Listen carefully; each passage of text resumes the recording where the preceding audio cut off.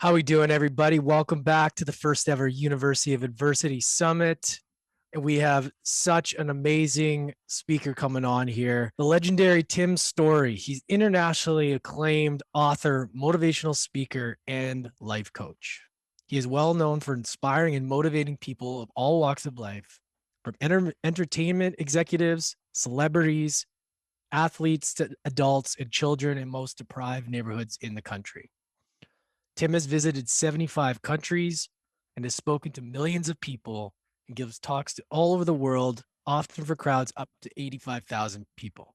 He has worked alongside Quincy Jones, Robert Downey Jr., Oprah, and many others. Tim's new book, The Miracle Mentality, is now available everywhere, and it's an honor to have him on. Tim, welcome to the University of Adversity. Proud of you, man. I like you. I like what you're about. I like the name. I was studying you a few days ago, and then again this morning. I'm like, man, I wish I would have come up with that name. The University of Adversity, dude. That's next level. I appreciate that, man. I appreciate that. And, I'm super excited to have you on because you have such a powerful story and I love your outlook on life. And, I'm just really excited to dive in because, I've seen you all over on different podcasts and interviews, and I'm just so grateful to have you here now. And It's a privilege. So if you don't mind, let's start off with more. I want to ask you a question. sure. How has the summit gone for you? I've been doing this a long time. I've been doing this 40 years. So for you as a young cat, how has it been going? I mean, your roster was amazing. I mean, you got so many great speakers, male and female. How is it feeling as we're coming down here to an end? Tim, it's been such a blessing.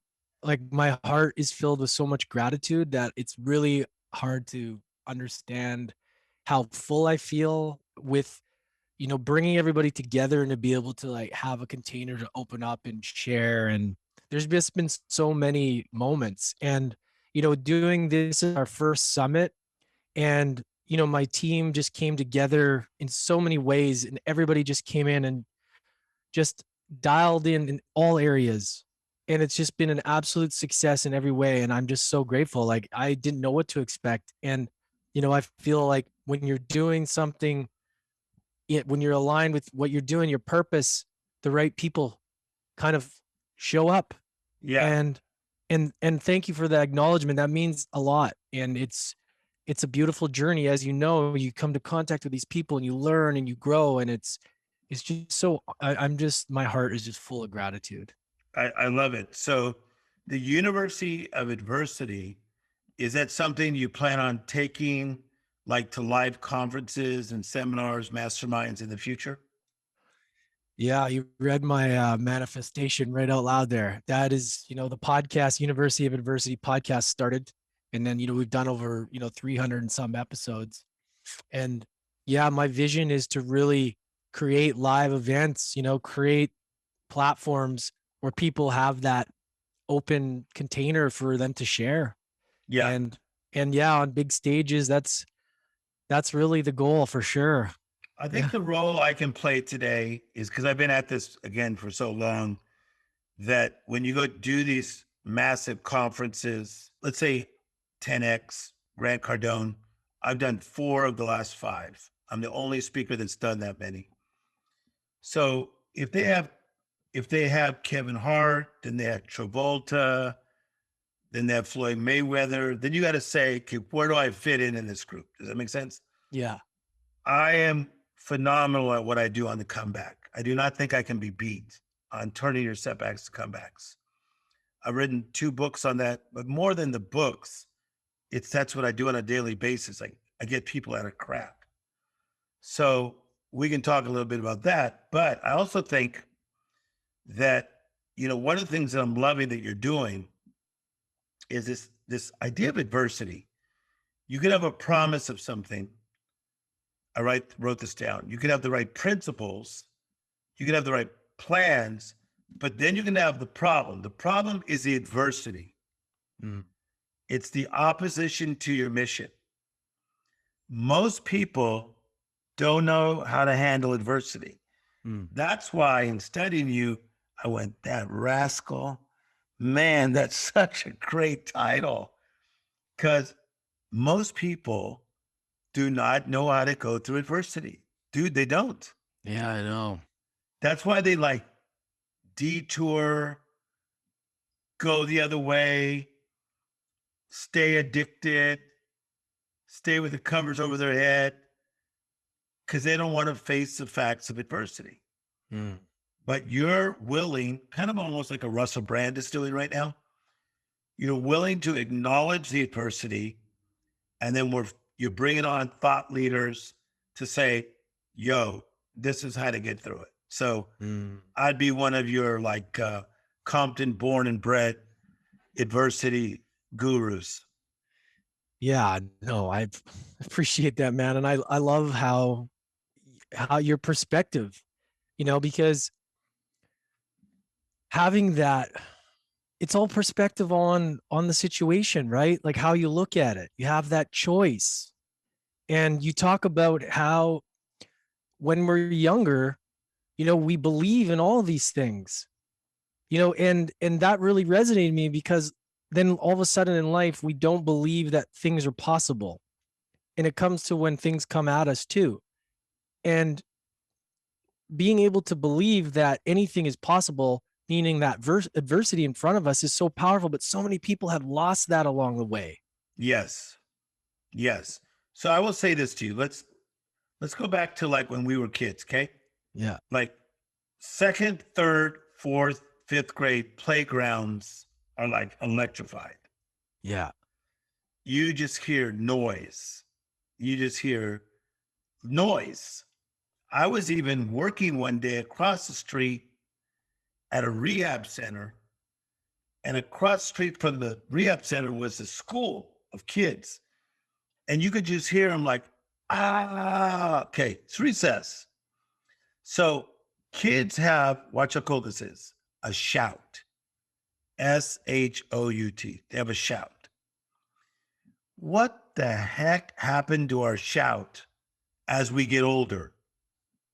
Even teenagers, 20-something-year-olds, 30-something-year-olds. So I told Oprah Winfrey this. I said, life has knocked the shout out of people. It's like we just been hit in the stomach, and the shout got knocked out of us. When we were kids, go back to elementary school recess. Where's that shout coming from? It's not like just one kid's yelling. There's so much shout coming from their energy that it's loud. And then how about this? If you were like in the third, fourth, fifth grade, because sixth grade, you start to get cool, you're not shouting as much. Yeah.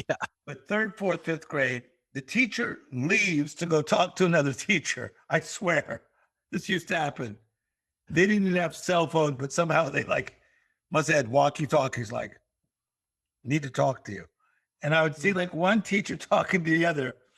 Soon as the teacher left, the volume went da da da da da da da da da da da. And then the teacher comes back and goes, shh, bring it down. Bring the shout down. So a lot of what you're about is bringing the shout back. You've had adversity, man. People have had setbacks. Get the shout back. Tell me what that says to you. I resonate with that so much, because that true essence of us as kids, we just want to be kids and be free. And then somebody's telling us to stop dreaming, or stop doing things that we really want to do, and to start doing things that make more sense in society. Like You said there's, it perfect. Yeah, like if you walk into like a little girl's room and she says, "This is my imaginary friend, Amber." It's like, and she may not even call it imaginary. She just says, "This is Amber," and the parents are like, "What? We don't see yeah, anything. She could be tripping." No, she's using her imagination. So let me tell you cool research. So for this book that you were talking about, The Miracle Mentality, I talk about how I'm not trying to get you to get a miracle mentality. I'm trying to get you to remember and restore your damn miracle mentality. Mm, Dude, you had it. I'm trying to get them to yeah. remember and restore it and renovate it so they can launch it.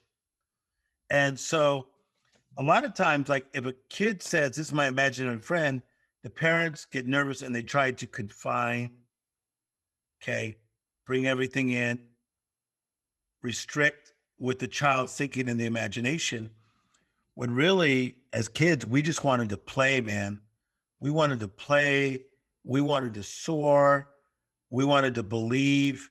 But part of this thing that you're talking about, adversity, many times came from our mentors and our tutors. Mm, mm.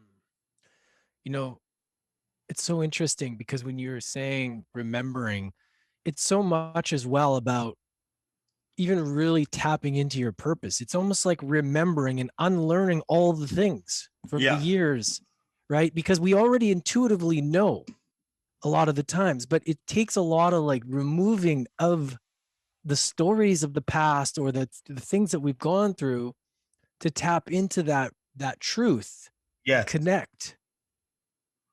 Yes. And again, with the speakers that you guys have brought on and with your calling, because you're called, like you're the leader of this team here. So when I come on your team today, even though I'm a savvy veteran, dude, I'm submitting to your vision right now. And the reality is what you just said is that what we did many times is because we respected our grandfather, our grandmother, our aunt, our uncle, or parents. But many times their version of what life was about created these restrictions in our lives. Now, watch how cool this is. So, George Lopez, the comedian, Mexican comedian from East LA, he tells a story in his comedy act that's really cool. He said, I had an aunt. And what is your mixture? I can't figure it out. I'm from Canada, so my all my family came from Europe. So the most of I'm a quarter Greek and a bunch of other stuff. So I got a good mix. I could see the Greek side. That's cool. You Thanks, get man. olive complected in the sun.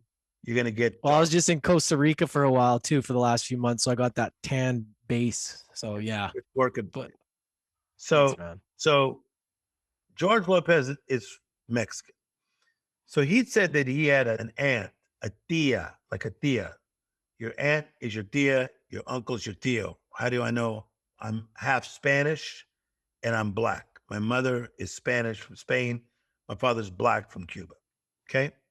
So his tia, his aunt, used to say to him, George, you're trying to make it big on this comedy. You're going to end up in the streets. Is this cool? This is in his comedy act. He goes, I did end up in the streets, the Hollywood Walk of Fame. In other words, he didn't let his aunt's words restrict him and entangle him. A lot of what we need to do is we need to detangle ourselves from the crap people told us when we were Yeah. little. Yeah. And I wanted to ask you this going through, such loss at such a young age for you and just being able to create what you've created. Like how aware were you and how much did that affect you later on in creating? Like, did you have to do a lot of work or did you have good people around you that guided you through? It smashed me. You know, I've only been in a couple accidents in my life, car accidents that I never created. I was just part of them. One of them was one of my buddies would come from a long trip and he was tired. He was driving his car on the freeway in LA and a big semi started coming into our lane out of nowhere. So I went to him like, whoa, like that dude's coming in. And his reaction was slower than normal, even though it was the semi's fault, right? Mm. So he he didn't use his mind and he came over, and when he did that, boom, he had another car that was next to us. And then that car bounced us into the lane we were in, and doggone it, we hit the doggone semi. Okay. While that was happening, I don't know if you've ever been in an accident. It was like everything went in slow motion.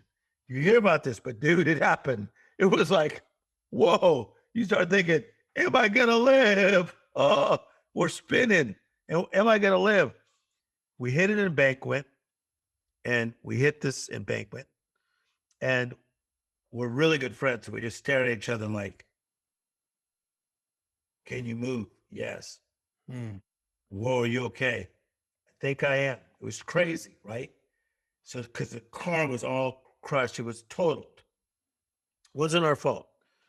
I say all this to say this is that that's what it felt like to have my dad die when I was 10. Yeah. It was like he was alive one day, went to a restaurant to get my mother food. Man ran a red light at 7:30 at night, and he never came home. It was just like being hit by a semi, but you didn't know how to handle it. And my life went in slow motion for like 4 years. Yeah, because that's such a time that's so it creates so much for later on, And I didn't lose a loved one at that age, but I'm just thinking about, I had to move across the country from my mom, and even that broke my heart so much that even today I'm still dealing with wounds from that. So I think about if I actually lost my dad or my mom at that time, like I don't know how much deeper those wounds and how I would have been able to handle that. It's so that age that from what we know, even in science, like what happens in that time is so important at building how we look at life later on in our relationships and the trauma. And it's just Okay. like, It's true. But here comes you at the University of Adversity. So, university means that there's going to be education and there's going to be conversation. yeah, Careful, man, because I spit gold. So be careful. I love it. This is like Jay-Z on a good night. Yeah. Come on, buddy. don't treat me like another guest. Like, oh, and we have so and so. Nah, No. I'm about to spit gold. Okay. So here's the deal. University adversity. So that means you're going to teach us something that we can apply. You're going to teach us something that we can apply. So university adversity is we're going to teach you that adversity is there for everybody. Nobody on this planet can go through this life without adversity. Adversity will come physically, mentally, emotionally. It will happen in your finances, in your job. It'll happen with people dying that we wish they did not die. There's going to be adversity, conflict, challenge, pain, boom, adversity. Okay, number one. But we can do better things with the crisis that we face. So the setback or the crisis does not have to cause you to go into this chaotic state or this place of madness. We can manage the madness. How powerful is this? We can grow from it. We can turn it into a library and a sanctuary. And as you know, that's what I do with over 300 entertainers that I coach. I have that and more. The biggest names in the world. Why are they coming to me? I've never looked for one because I've mastered this craft of what the crap to do with adversity. That's how I see it. Powerful, dude. I need to sit for a second with that. I want to make sure that we get a couple questions in for you because I want to respect your time also. So are you okay to open up for a couple questions, Yes. Tim? I like your followers. Thanks. They love you. Mia, can we get a question for our man Tim, please? Of course. I just want to say, Tim, it is such an honor to have you on here. You are such a cool dude. Just Jay-Z spitting gold. We love this. We I'm love it. spitting gold today, man. See, the reason I say that is because sometimes I have a hard time doing these conferences because they're like, Joe Schmo, Jill Schmo. And then they're like, the 7 steps of blah, blah, blah. I'm like, oh, crap, man. I'm about to just tear up my notes. I'm going to start this. I'm going to freestyle. Yeah, man. Okay. What do we got? Yeah, because you have so many conversations that so many people probably ask you the same stuff. No, but that's part of it. But the other thing is, I think a lot of people are talking with no depth. Yeah. That, oh man, I know. It's easy to read like 17 books and then like take a little bit from everybody and then have your own little vibe. Dude, that ain't going deep. There's a reason, because you're an artist. I can feel you. There's a reason that certain artists, whether they're painters, whether they are singers, whether they're film directors, whether they're actors, dude, look at Al Pacino, look at De Niro. There's such texture to their acting because it's marinated deep inside of them. So yeah, that's the difference. All right, let's yeah, man. Let's talk to the youth. Let's yeah, that's the yeah, absolutely. Man. All right, let's do it. Mia, you got one for him? Of course. So Andrea would love to know. Hi, Tim. I'd like to know one piece of advice you could give to your younger self that we can all learn from in hopes to grow up to be as spiritually sound as you are now. Yeah. Number one, hi, Mia. I like your voice. Okay. So this was Andrea who asked the question. Yeah. Here's what I would say. I would say to my younger self, cool it, chill out. You don't need it to happen now.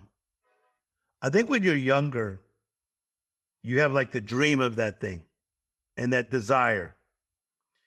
And you want that dream and the desire to happen really quick, whether it's a car you see or a person you want to date or a dream or a goal that you have.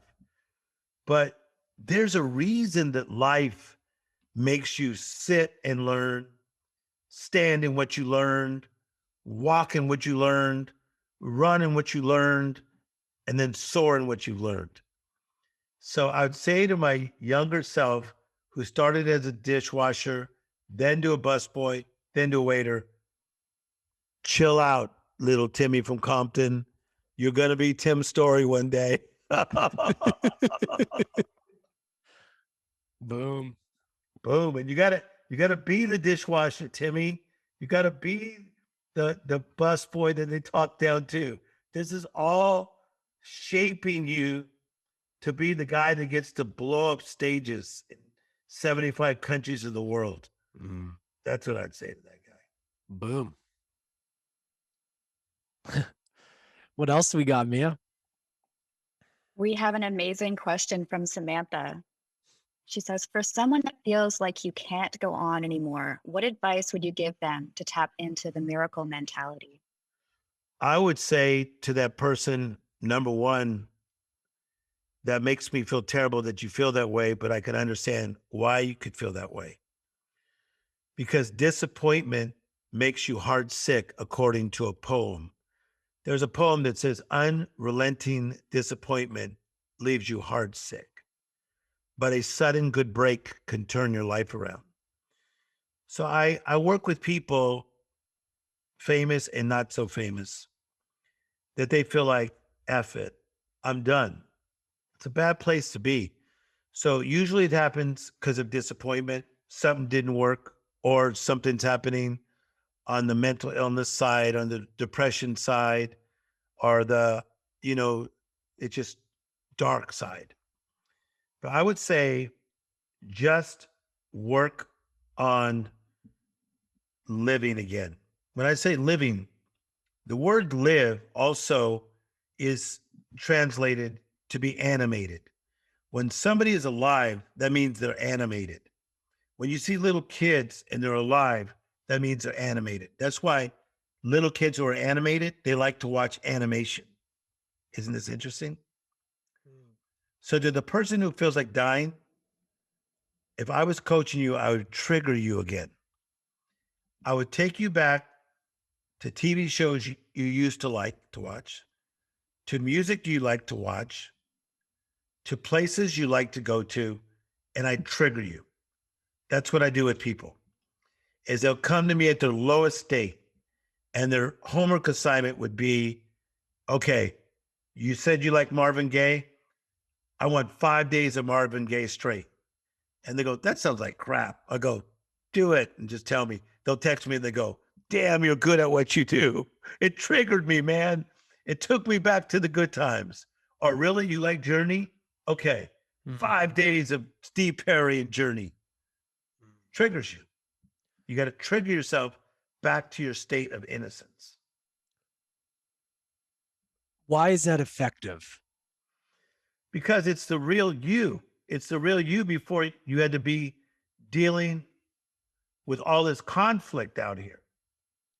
And so I do this thing, and I say this in my book, Miracle Mentality, that if you take a trip in your car, let's say for like 4 hours from one destination to the next, in certain parts of the year, there's going to be insects that hit your windshields. Okay, watch how cool this is.